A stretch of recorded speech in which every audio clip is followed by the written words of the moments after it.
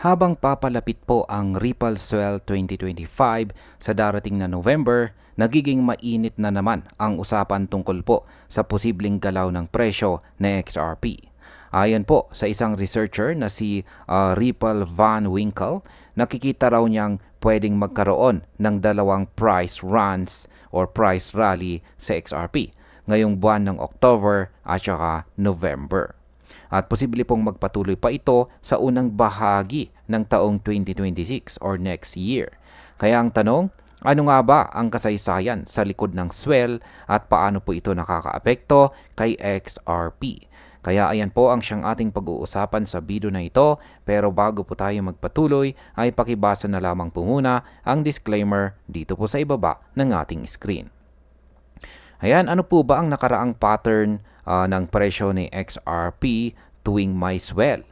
Ayan, kung babalikan po natin ang taong 2017, halos 200% ang inakyat ng presyo ni XRP ilang linggo bago po ang swell.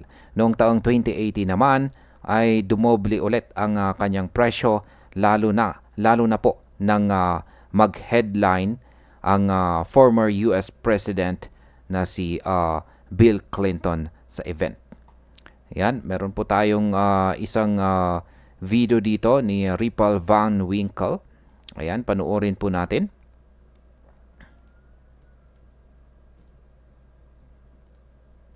Yan. All right, everyone, pay attention. This could make or break you. Every time Ripple hosts their swell event, guess what? XRP follows the same crazy pattern. Don't believe me? Well, check this out. 2017, XRP ripped nearly 200% before the event. 2018, when Bill Clinton was on stage, XRP doubled yet again. 2019 and 2020, not so much, but we know what happened, right? We had virtual events, the pandemic, no pump, then energy. We'll throw those all out. Those were like wild card years. No one saw that coming, years away. But here we are. We're back to 2024 and 2025, back in person. 2024 XRP surge weeks before. 2025 swell 2 months away. You see the pattern? What happens during these bull run years with XRP leading up to swell in November? October is called Uptober for a reason. I believe we got 2 more runs in us. October, November, and then just like the 2017-2018 bull run played out, we see another pump Q1 2026. Get ready.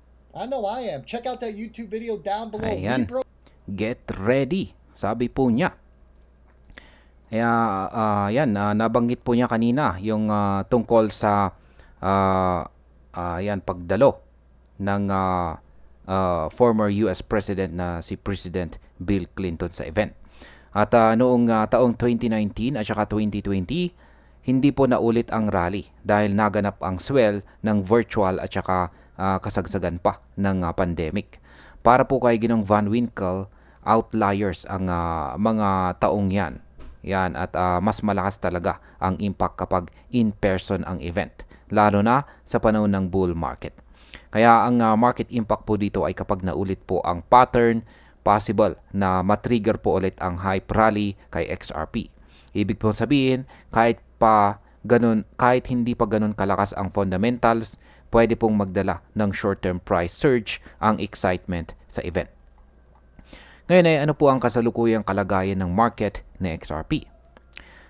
Sa ngayon, nasa $2.98 ang presyo ni XRP at siya po ay nananatiling matatag kahit may volatility sa mas malawak na crypto market or broader crypto market.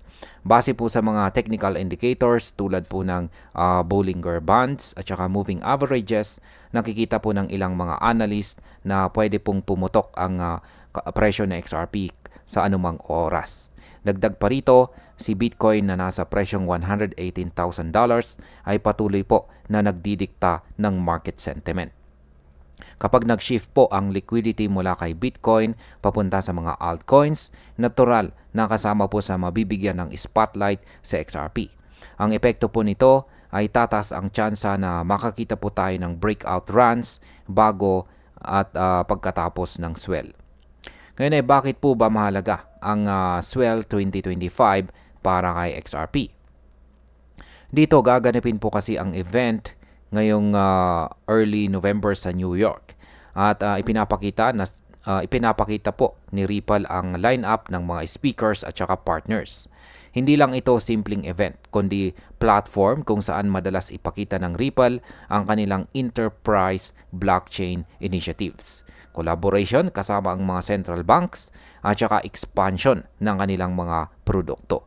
Kapag may bagong announcement na direktang may kinalaman po sa adoption, payments o stablecoin o ang stablecoin na RLUSD, maaari pong lumakas ang interest ng mga investors. At ang epekto, siyempre, posibleng pumasok ang mas maraming liquidity at speculation na pwede pong magpalakas sa presyo ni XRP.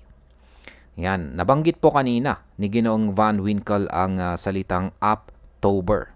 Yan, ano nga ba ang Uptober thesis na ito ni Ginoong Van Winkle? Ayon po sa kanya, kilala ang October bilang Uptober dahil dito po kadalasang nagsisimula ang pagbilis ng galaw na XRP bago pa man ang swell. Nakikita raw niyang kapareho ngayon ng taong 2017 to 2018 bull run ang market setup, kung saan may potensyal na magkaroon ng malalakas na galaw ngayong October at saka November at posibleng may isa pang price surge sa first quarter ng taong 2026. Pero dapat din nating tandaan na hindi lang historical patterns ang basihan ng market. Malaki rin ang epekto ng liquidity flows, regulatory news at saka institutional positioning.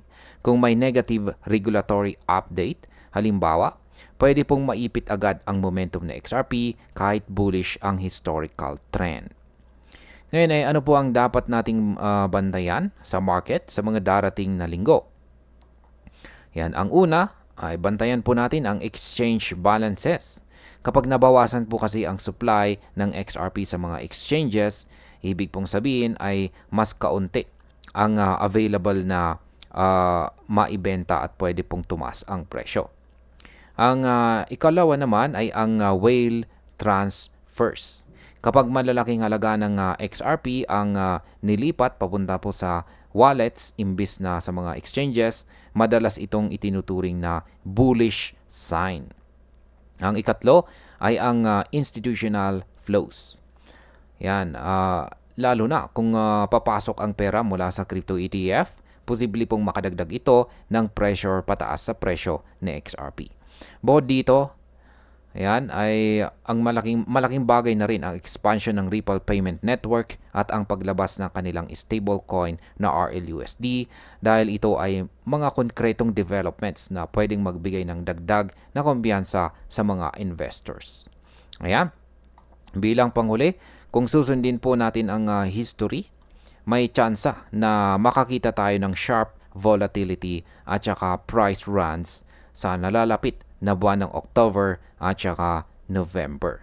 Pero tulad po ng paalala ng mga analyst, hindi po tayo dapat umasa lamang sa pattern. Kailangan pa rin natin gumamit ng maingat na trading strategy at saka risk management. Sa madaling salita, si XRP po ay nasa isang mahalagang yugto ng kanyang kwento. Posible po siyang sumabog muli dahil po sa hype ng swell, pero ang tunay na direksyon ay nakasalalay pa rin sa kombinasyon ng fundamentals, liquidity at saka market sentiment. At ayan, hanggang dito na lamang po tayo sa video na ito mga ka-crypto. Marami pong salamat sa panonood, ingat po tayo lagi at God bless po sa ating lahat.